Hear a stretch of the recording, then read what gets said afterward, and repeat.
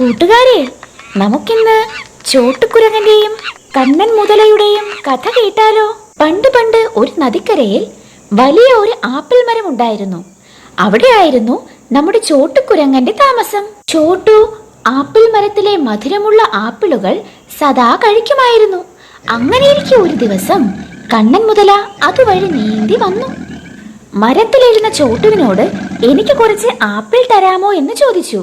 അപ്പോൾ ചോട്ടുകുരങ്ങൻ ദയാപൂർവം കണ്ണൻ മുതലയ്ക്ക് ആപ്പിൾ നൽകി. അതിനുശേഷം കണ്ണൻ മുതല ദിവസവും ആപ്പിൾ കഴിക്കാൻ വരുമായിരുന്നു. അങ്ങനെ ചോട്ടുവും കണ്ണനും നല്ല സുഹൃത്തുക്കളായി. ഒരു ദിവസം കണ്ണൻ മുതല തന്റെ ഭാര്യയ്ക്ക് വേണ്ടി കുറച്ച് ആപ്പിളുകൾ ചോട്ടുവിനോട് ആവശ്യപ്പെട്ടു. ചോട്ടു സന്തോഷത്തോടെ ആപ്പിൾ നൽകി.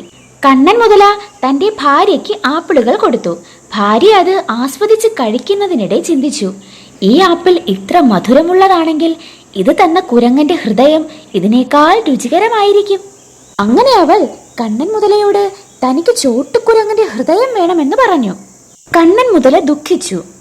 അവൻ ചോട്ടുവിനെ സ്നേഹിച്ചിരുന്നു. പക്ഷേ ഭാര്യയുടെ വാക്ക് കേട്ട് അവസാനം സമ്മതിക്കേണ്ടി വന്നു.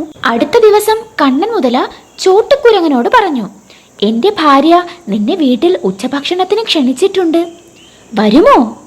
ചോട്ടു സന്തോഷത്തോടെ സമ്മതിച്ചു. അവൻ കണ്ണന്റെ പുറത്ത് കയറി.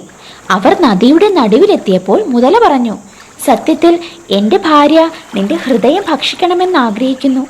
അവൾക്ക് വേണ്ടിയാണ് ഞാൻ നിന്നെ കൊണ്ടുപോകുന്നത്. ബുദ്ധിമാനായ ചോട്ടു ഒന്ന് ആലോചിച്ച ശേഷം ഉടൻ മറുപടി നൽകി, അയ്യോ, എന്റെ ഹൃദയം ഞാൻ മരത്തിൽ വെച്ചിരിക്കുകയാണ്.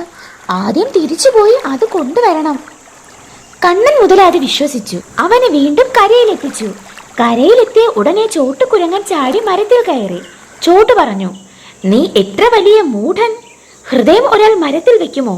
ഞാൻ നിന്നെ സുഹൃത്തായി കരുതി മധുരമുള്ള ആപ്പിളുകൾ തന്നു. ഇനി ഒരിക്കലും തരില്ല. നീ എന്റെ സുഹൃത്തുമല്ല.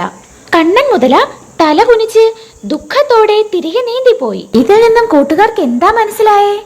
നമ്മെ വിശ്വസിച്ച് കൂടെ നിൽക്കുന്ന സുഹൃത്തുക്കളെ ഒരിക്കലും ചതിക്കാൻ പാടില്ല.